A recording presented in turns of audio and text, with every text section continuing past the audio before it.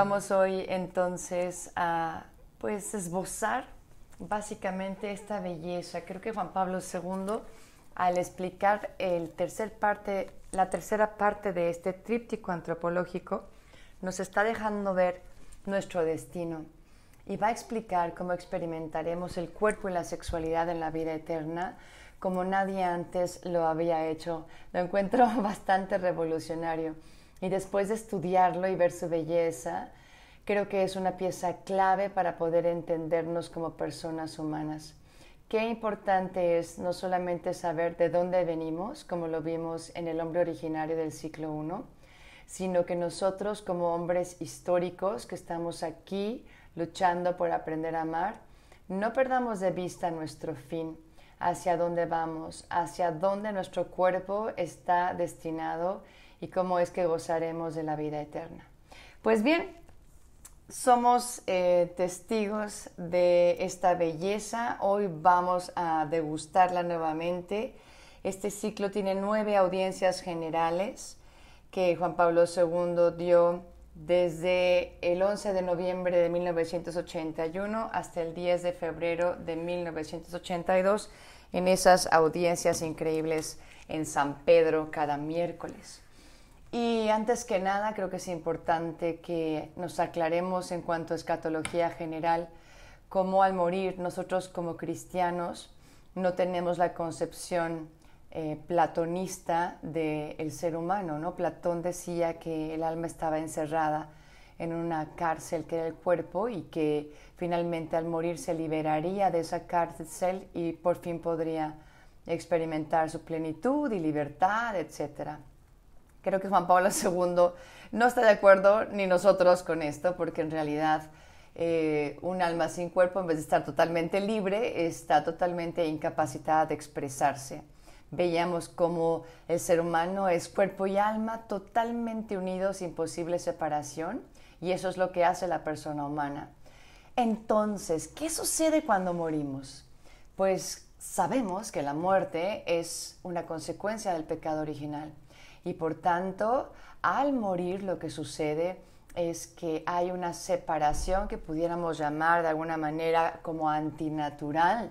Realmente alma y cuerpo se van a separar, pero los grandes estudiosos dicen que el alma y cuerpo se separan temporalmente, pero permanecen unidos de alguna manera que no podemos explicar. ¿Por qué? Porque son parte de esta persona y cada parte que se separa, por decirlo así, para estudiarlo, alma y cuerpo, se ha estado unido sustancialmente antes. Al separarse tiene mucho de una parte y mucho de la otra parte, en esa espera a que resucitemos finalmente. Y solo les recuerdo lo básico de nuestra fe cristiana. Obviamente llegaremos a este momento de morir, que es lo único seguro que tenemos en esta tierra. Todos vamos a llegar a esa muerte. Después de esa muerte tendremos nuestro juicio particular, donde tendremos que contestar la pregunta del examen final, y esa pregunta tiene una sola palabra y será ¿amaste? El Señor nos preguntará ¿amaste? Y dependiendo de la respuesta que demos, dependiendo de cómo vivimos esta vida, amando a Dios o sin querer a Dios en nuestra vida, el Señor respetará nuestra libertad. Y a partir de el ver esta verdad mía a sus ojos, yo tendré la oportunidad o de irme al cielo o, Dios no lo quiera, al infierno, si en mi vida opté siempre por vivir sin Dios. Él respetará esa decisión por eternidad, para la eternidad, ¿no? Pero bueno, Él sobre todo quiere que nos salvemos. Él quiere que todos los hombres se salven, que lleguemos al cielo. Y aquí es donde su misericordia nos ha dejado un paso previo antes del cielo para la mayoría de nosotros, que se llama purgatorio. Y ahí es donde nos capacita para poder tener esta experiencia de estar totalmente ya con Él en el cielo.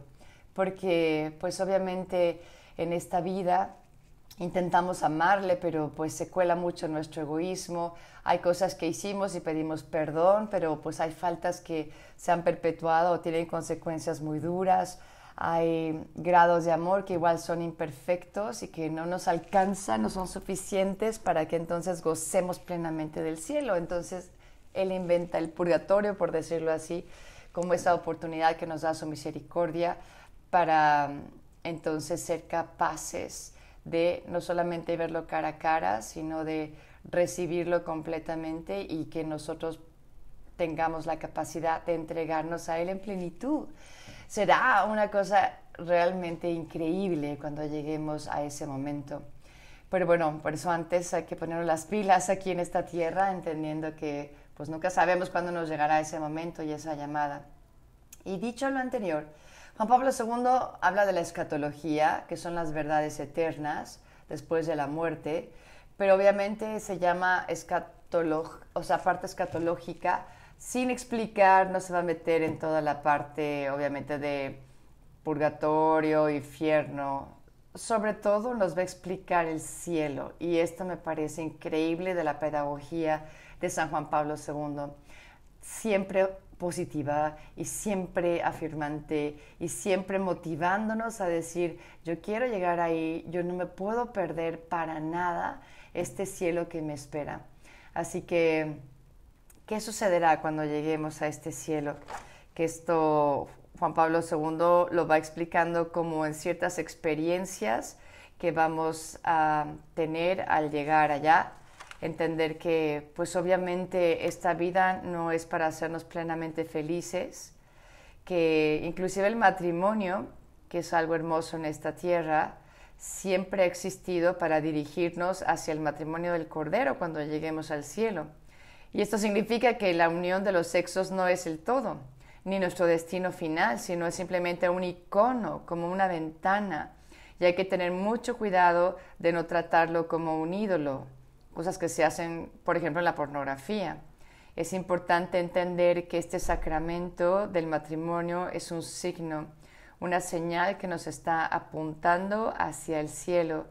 Es un signo eficaz de la manera en que Dios quiere amarnos y que confirma, por decirlo así, como ese romance divino, ¿no? El Señor que en toda nuestra vida, toda la historia, toda la pues sí, sagrada escritura que narra la historia de la salvación, nos va hablando de un Dios enamorado y de un Dios que es esposo y que quiere desposarse con Israel y cómo la atrae con lazos de afecto y cómo luego ella es infiel y se prostituye, etc. Y vamos leyendo el Génesis como esta historia de amor, el Cantar de los Cantares como esta pareja que realmente vivió el amor según ese designio original de Dios. Y finalmente las bodas del Cordero, que es a lo que nos referimos ahora. Esta escatología es cuando lleguemos a las bodas del Cordero. Y como me preguntaba alguien el otro día, pero Rebeca, ¿cómo que las bodas del Cordero? Pues, ¿quién se casa, no? Y yo, ¿cómo que quién se casa? El que se casa es Cristo. Cristo es el esposo. ¿Y con quién se casa? Con la iglesia. La iglesia es la novia. Esa iglesia que somos tú y que soy yo, esa iglesia que eres tú, aunque seas varón, casado, sacerdote, esa iglesia eres tú. Y Cristo nos ha diseñado para que entendamos que el cuerpo y la sexualidad apuntan a una plenitud que solo realmente se satisfará en el cielo. Es algo increíble, por eso pues sentimos tantos anhelos y tanta nostalgia y tanta frustración muchas veces de cómo esta vida no nos hace plenamente felices. Pero en vez de frustrarnos, esta mañana yo quiero que pienses, quizá el mensaje de Dios al hacer que todo en esta vida no nos llene ni nos satisfaga plenamente, es un mensaje de decirte, sí está muy lindo aquí, sí hay momentos de felicidad, hay momentos de gozo muy lindos y sin embargo no fuiste creado para esta vida, fuiste creado para algo mucho más grande, un amor que es mucho más del que has experimentado hasta ahora, o si no lo has experimentado, como suele suceder en algunos casos, pues también que tengas esa gran esperanza de decir, cuando yo llegue al cielo, el Señor limpiará todas mis lágrimas y todos mis anhelos de comunión y de intimidad, el Señor los satisfará y seré plenamente valorado, seré plenamente amado. Creo que es importantísimo mirar al cielo como el cumplimiento de absolutamente todos mis anhelos y que se cumplirán muchísimo más allá de lo que yo puedo siquiera imaginar o soñar. Qué increíble que el Papa nos esté explicando que toda esta vida escatológica se realizará cuando por fin recuperemos nuestro cuerpo glorioso. O sea, Él da un salto grande hasta llevarnos al momento del juicio final, que sucederá después de nuestro juicio particular. Y dice, en ese momento todos recuperaremos nuestro cuerpo, volveremos a esta unión indisoluble y como personas gozaremos para toda la eternidad del cielo. Esto realmente es increíble como persona, y de alguna manera el entender que, aunque se nos ha dicho que el cielo no es un lugar, sino Dios mismo, Cristo mismo es el cielo, el entender que tendremos un cuerpo glorioso como Cristo mismo lo tiene ya allá en la vida eterna, y también la Santísima Virgen, cada uno de nosotros tendremos de alguna manera esta experiencia corporal. El cielo es una experiencia corporal, wow, o sea, con este cuerpo, obviamente el cuerpo que resucitará, yo espero que esté en la plenitud de su expresión. Ahora, ¿sabe Dios qué quiere decir eso? Algunas dirán, no, yo he oído que es a los 33 años, o alguno dirá, no, yo he oído que es cuando uno era joven y bello, yo qué sé, a los 20, y no tenemos la menor idea. Lo que sí sabemos es que este cuerpo glorioso será algo realmente bello, bueno, como ese Cristo que también en su cuerpo glorioso caminó entre nosotros 40 días. Y al ver este Cristo glorioso interactuar con los discípulos y leer estos evangelios de la Pascua, pues nos va dando una idea de las características de este cuerpo glorioso. No totalmente, pero por lo menos al pensar en este Cristo, vamos viendo que este cuerpo glorioso, por ejemplo, tenía la facultad de aparecer y desaparecer en ciertos lugares. Pero al mismo tiempo sabemos que este cuerpo tenía la capacidad de comer, o por lo menos eso intuimos, ¿no? ¿Se acuerdan que hay un momento donde Cristo les dice, soy yo, no se asusten, traigan algo para comer y tal, y se sienta con ellos a la mesa? El Evangelio no dice, entonces tomó un pedazo de pan y lo masticó. Se queda como inconcluso. No sabemos si finalmente solo les dijo, traigan todo aquello que no soy un fantasma y puedo comer, a que actualmente realmente haya comido, no lo sabemos. Pero bueno, y luego, claro que queda como esta gran pregunta de por qué no lo reconocían si era su cuerpo glorioso. ¿Será que se habrá transformado? ¿Habrá aparecido con otra cara? Yo qué sé qué pensamos, pero en realidad la respuesta es muy sencilla. No lo reconocieron porque es que nos tiene que caber en la cabeza que nadie había resucitado y vuelto a la vida para no volver a morir. No esperaban la resurrección. O sea, Cristo se los dijo hasta 3 veces antes de que Él sufriera su pasión, y les decía, pero no se preocupen porque a los 3 días voy a resucitar. Y los apóstoles se olvidan de eso, o lo escuchan, pero como no han tenido la experiencia de eso, no lo registraron. Entonces, obviamente sí, se aparecen los de Emaús y van caminando y con sus capas, y seguro que traían cubierta su cabeza, pero últimamente nunca se les ocurre decirle, a ver, déjame verificar si eres Jesús, porque Él dijo que iba a resucitar. Y Él tiene que ser paciente hasta que poco a poco lo van reconociendo en diferentes momentos, sobre todo en el partir el pan, o cuando Él expresamente se aparece en medio de ellos y les dice, soy yo, soy yo. Y curiosamente termino con otra característica que nos tiene que hacer pensar, y es que su cuerpo glorioso resucita, pero ha decidido conservar las heridas de su pasión, por lo menos las principales, y así vemos un cuerpo resucitado, pero que tiene la herida del costado, la de las manos, la de los pies. ¿Por qué habrá sido que Dios ha querido conservar esas huellas? Quizá yo solita me voy dando la respuesta, porque digo, son esas huellas del amor tan grande y profundo que tuvo con cada uno de nosotros. Quizá conservó esas heridas para recordarnos que podemos ser santos a pesar de nuestras propias heridas, ¿no?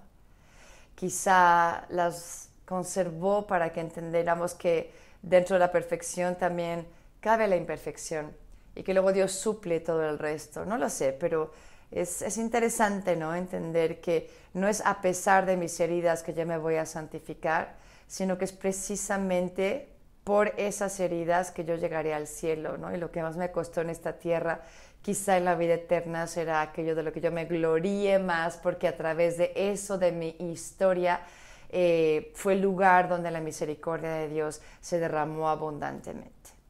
En fin, Él está en el cielo con un cuerpo glorioso, Cristo.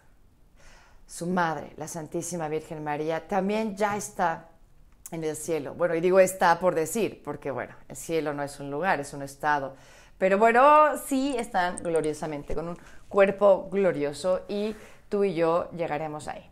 Y no te sorprendas tanto cuando estoy explicando esto, porque lo repetimos todos los domingos y decimos, yo creo en la resurrección de la carne y en la vida del mundo futuro. Amén. Creemos que la carne va a resucitar. Creemos que gozaremos plenamente con nuestra carne, es decir, siendo nosotros, porque yo soy mi cuerpo. Eso dice Juan Pablo II. Es como si dijéramos yo soy mi cuerpo, porque yo soy incapaz de ser yo si no tuviera esta alma que imbuye, que penetra, que llena absolutamente todos los poros de mi ser, ¿verdad? Bien, pasemos ahora a las experiencias que tendremos al llegar al cielo. Y la primera de la que habla San Juan Pablo II es la experiencia de la espiritualización. La espiritualización del cuerpo. ¿Qué pasará con el cuerpo? Seguro lo estás escuchando y me estás diciendo, bueno, Rebeca, no, pues, ¿en qué quedamos? No que sí vamos a tener la corporalidad y aquí nos estás diciendo que el cuerpo se va a espiritualizar. Claro, el cuerpo sufrirá o gozará, como queramos decirle, de esta espiritualización, pero no significa lo que estás pensando. Espiritualización, de una manera sencilla, significa que lograremos por fin una integración perfecta entre cuerpo y alma. Tendremos una armonía de cuerpo y alma, una perfecta compenetración, de tal manera que, dice Juan Pablo II, las fuerzas del espíritu impregnarán las energías del cuerpo, salvaguardando obviamente el primado del espíritu. ¿Qué nos está diciendo? Que nuestra guerra interior quedará completamente eliminada. Qué increíble, ¿no? El poder decir, ya no tendré que desear algo y luego estar triste porque mi cuerpo hizo todo lo contrario a lo que yo me había propuesto, ¿no? ¿Qué quiere decir eso? Que ya no habrá esa guerra entre el egoísmo y el amor dentro de nuestros corazones. ¿Qué quiere decir eso? Que todo lo que deseemos se cumplirá. Todo lo que nos propongamos, todo nuestro ser estará pronto para que se cumpla. Que ese sí que le demos a Dios será ya un sí definitivo, sin posible variación. Es algo realmente increíble. Entonces quédate con esto, es una armonía perfecta entre cuerpo y alma. Y después tenemos la divinización del cuerpo. ¿Qué quiere decir la divinización? Bueno, primero hay que saber que la espiritualización de alguna manera sirve como un sustrato para que luego podamos experimentar la divinización. El cristianismo diviniza el cuerpo, no lo demoniza como frecuentemente se le acusa. Los demonios demonizan el cuerpo y le echan la culpa al cristianismo, pero en realidad nosotros tenemos una participación en la naturaleza divina en nuestro cuerpo. Tendremos la participación, en palabras de Juan Pablo II, de la vida interior de Dios mismo, penetración e impregnación de todo lo que es esencialmente humano por parte de lo que es esencialmente divino. Encontraremos como esta plenitud, ese comunicarse de Dios en su misma divinidad, no solo a nuestra alma, sino a toda la subjetividad psicosomática del hombre. ¡Wow! ¿Qué quiere decir esto? Que Dios se comunicará, todo Dios se comunicará a todo nuestro ser.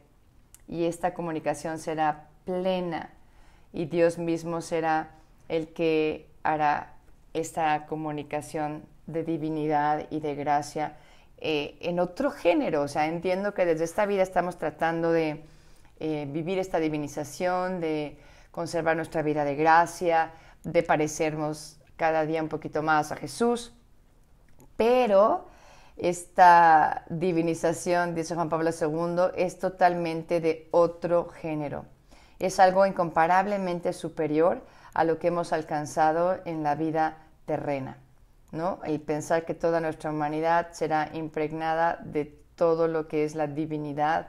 No podemos ni imaginarnos cómo será esto, ¿no? Como, no sé, estaremos mirando estupefactos, embelesados con una maravilla sobrecogedora, esta belleza infinita del amor de Dios Trino, que además me penetrará con toda su presencia y con una elección amorosa. Es que es algo que es increíble. Y si esto ya no fuera suficiente para decir, wow, yo quiero llegar al cielo, vamos a dar un pasito más que se llama la visión beatífica. O sea, todo esto que estoy explicando es porque algo tiene que suceder en el cuerpo para que podamos soportar el éxtasis del cielo. Oigan, somos criaturas y de repente vamos a ser empapadas de Dios y nada que ver Dios con nosotros. Entonces el Señor nos capacita con estos regalos, por decirlo así. Y la visión beatífica que de modo sencillo tú y yo la hemos conceptualizado como un llegar a ver a Dios cara a cara, y que quizás hasta sabes la canción de memoria y la tarareas ese, ¿no? Solamente una palabra y luego solo déjame mirarte cara a cara. Bueno, yo no canto muy bien, pero era para que recordaran esta canción. Pero se las canto porque para mí ha sido increíble entender que la visión beatífica es mucho más que simplemente estar viendo a Dios. Los que no son cristianos nos critican y justo toman esta frase como que dicen, ay, pobres de ustedes, se sacrifican en esta vida y cuánto no y sus mandamientos. ¿Para qué? Para que finalmente estén en un cielo eternamente viendo a un Dios al que tienen que abanicar para toda la eternidad. Y yo me quedo con cara de, ¿qué? No tienen la menor idea de lo que será el cielo. Entonces, la visión beatífica nos está hablando del cumplimiento, escuchen esto, el cumplimiento definitivo del anhelo de unión que tiene cada ser humano. Y será nuestra participación perfecta en la gracia. Por fin, como ese deseo de unión será satisfecho en plenitud.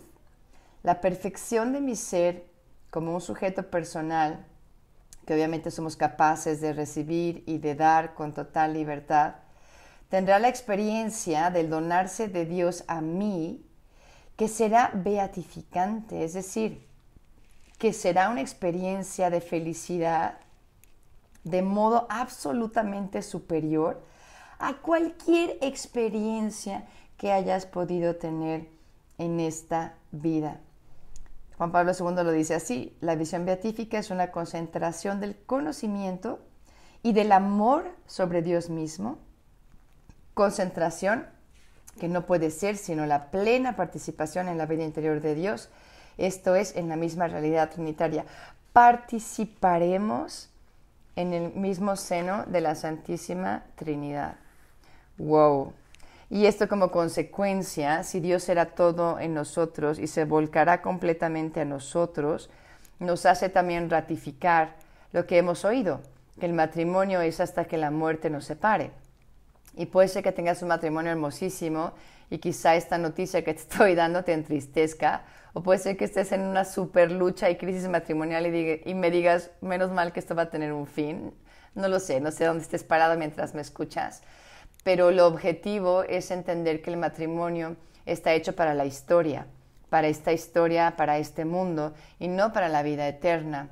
Obviamente los vínculos afectivos que hemos tenido en esta tierra se como perfeccionarán cuando lleguemos a la vida eterna. Reconoceremos a aquella persona que fue nuestra pareja, le agradeceremos que nos haya santificado tanto en la vida y junto con ella gozaremos de lo que será que Dios sea todo para nosotros. Entonces el matrimonio es una señal del matrimonio del cielo y por tanto al llegar al cielo esa señal ya deja de tener sentido. Y por tanto se prepara a la persona para sus desposorios con el Señor, para estas bodas del Cordero.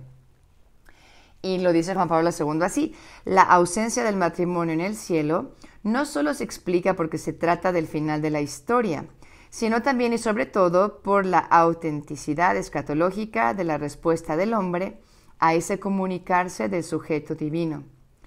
La experiencia beatificante del don de sí mismo por parte de Dios será absolutamente superior a toda experiencia propia de la vida terrena. El recíproco don de sí mismo a Dios, don en el que el hombre concentrará y expresará todas las energías de la propia subjetividad personal y psicosomática, será la respuesta al don de sí mismo por parte de Dios al hombre. Y este intercambio será definitivamente beatificante, ¿no? ¿Por qué? Porque Dios se entregará totalmente a mí. Y yo terminaré en ese cara a cara, derrotado, sin aliento, tembloroso, en un éxtasis, como ese éxtasis que se vive en el abrazo esponsal. El éxtasis de Santa Teresa, ¿no? Donde seremos sumergidos con todos los sentidos en el océano del amor puro, total y perfecto para siempre. Pues es algo precioso lo que nos espera, ¿no? Entonces es importante que nosotros anhelemos esta intimidad con Dios, el vivir en esta comunión trinitaria y el pedirle al Señor que nos ayude a entender el significado de nuestros cuerpos. El cumplimiento definitivo del significado esponsal de nuestros cuerpos, que no es otra cosa que entender que el cuerpo está hecho para el don y que la persona humana tiene una capacidad de amar increíble, capax Dei. Ese significado esponsal del cuerpo se realizará definitivamente cuando lleguemos al cielo, porque entonces seremos capaces de tomarnos totalmente en nuestras manos, por decirlo así, y hacer un don sincero, absoluto de nosotros mismos a Dios.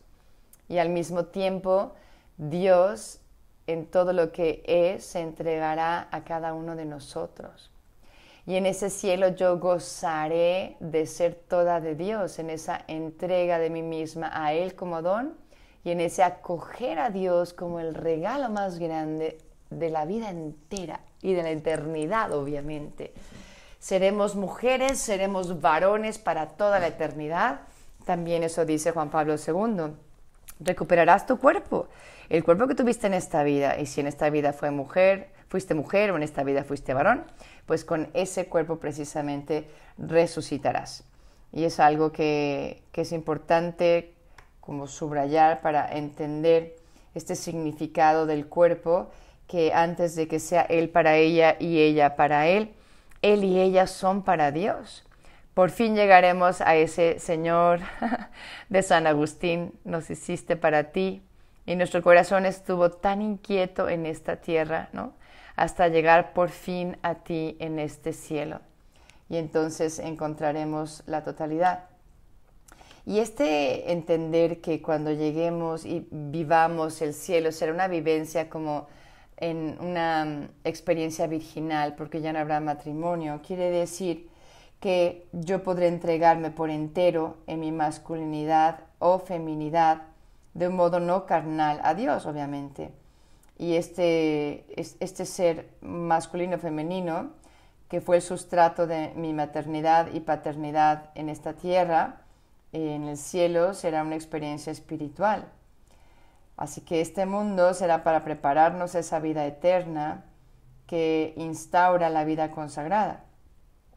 Cristo fue virgen y tuvo padres vírgenes. Y la virginidad es esa plenitud de armonía como la que tenía el hombre originario. El hombre vuelve a ser en plenitud en el cielo. Y esto es coherencia de vida con este Cristo mismo. Termino diciendo, cuando lleguemos al cielo será una gran fiesta. Es lo que llamamos la comunión de los santos. Y tu alegría no podrá ser solamente de estar con Dios y de que el Señor te ame, sino esta alegría también tiene que ver con todos estaremos gozándonos entre todos, y esta unión en un cuerpo también es con el cuerpo de Cristo, que es la Iglesia. Nos gozaremos con todos aquellos que han respondido a la invitación del Cordero. Entonces la comunión de los santos será como una multitud de comuniones creadas, consolidadas en unión entre sí por la visión eterna de la comunión increada que será Dios mismo, ¿no? Una experiencia de unión, de comunión. Y veremos a todos y seremos vistos por todos, conoceremos a todos y seremos conocidos por todos. Y Dios será todo en todos, como dice San Pablo en la primera carta a los Corintios 15, 28. Así que qué increíble, termino ya, se me fue el tiempo. El abrazo de Dios no será en solitario, sino en comunidad, en espera del esposo de nuestras almas como personas vírgenes. Te deseo que este cielo te motive todos los días, que no sea una realidad externa, ajena, lejana, que sea una realidad de todos los días, porque todos los días también tenemos momentos de cielo, momentos donde tocamos a Dios, momentos donde podemos ser profundamente felices. Así que pues hay que crear antesalas del cielo donde estemos y anhelar con todo nuestro corazón que un día nos veamos en la vida eterna.